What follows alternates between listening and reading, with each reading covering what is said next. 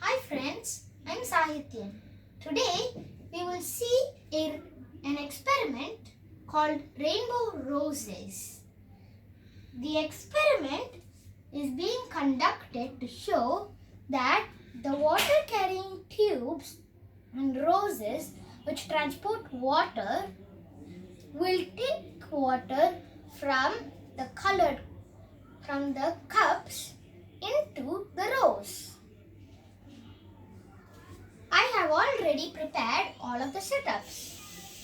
This is the rose that we are going to use. There are 4 cut segments that we will put in these 4 different cups. Each cup is filled with water of a different color. These 3 cups look like they have the same color, but that is because they are in high concentrations. If it goes into the rose, they will all look different. Now we have put the flower into the cups containing different colors of water. This may take a while to change the flower's color, so we will go and come back to check on it later. Now the experiment has gone on for a few hours, and let's see what has happened to the rose.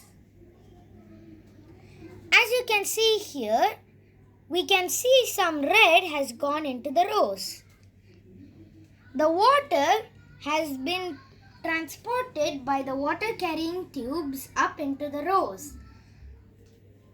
We may have to wait for a while until the other colors come into the rose.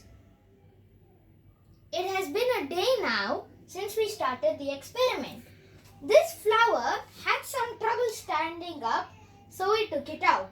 But you can still see some red patches here. And we have added this flower in.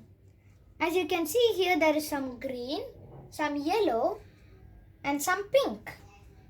This shows that the water carrying tubes of the flower took in the colored water into the flower.